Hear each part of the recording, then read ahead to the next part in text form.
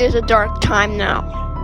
To know the story of how this came to be, we must go back a long time ago, when my grandmother lived, when there was a tragedy that affected all of our people, the canvasback ducks.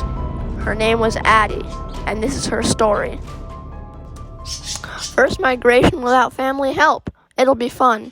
You better not mess this up. This family has been migrating through the Hudson River area for decades. If you mess up, you'll be dishonoring the family name. Mom, you realize threatening me is not helping, right? Alright then, we shall be leaving.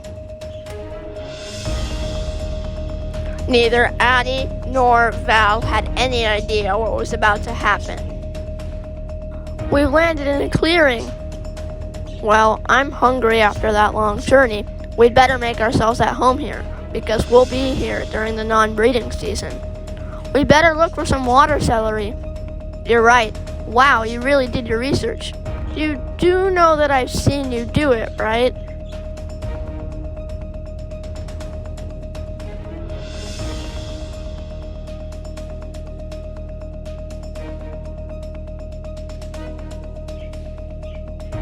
That's when everything began to crumble.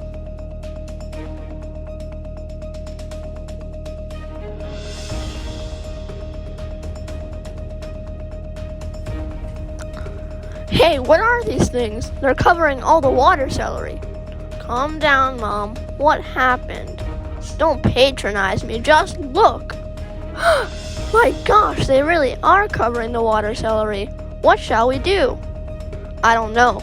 If these things keep growing, they will deprive the water celery of necessary sunlight and thus nutrients.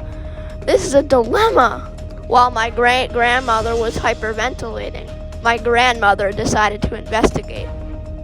Jesus, my mom is high maintenance. Maybe...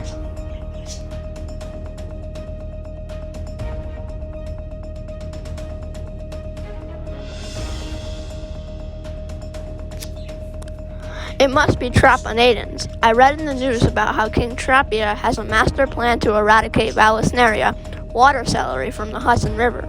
This is bad. Those spiky things scare me.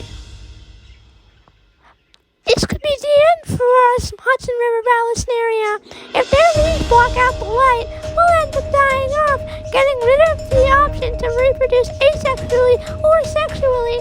Please help us. I must warn my fellow canvasbacks. Atty warned everyone in the area that something needed to be done if their sustainable source of food was to be sustained. However, when she told them, they disbelieved her. No matter how hard my grandmother tried, she could not get anyone to believe her. Atty desperately wanted to help, but there wasn't much she could do alone. Atty and Val tried to convince people that they weren't insane through the bulk of the non-breeding season. However, the canvasbacks only started to believe them when they began to go hungry, and by then the season was ending, and King Trapa had taken over most of the Vallisneria population in the Hudson River. When Atty and Val and the rest of the canvasbacks went back to the Hudson River for the next non-breeding season, King Trapa had succeeded in his goal. Over the next few years, my family was forced out of the Hudson River area, where we'd been going for decades. This forced my family to leave that area and go to another, where there was a limited supply of food because of more canvasbacks. It is a dark time now, for war is always waging, but not between the Trapa natans and the Vallisneria americana, but between us canvasbacks, for the too small supply of our food.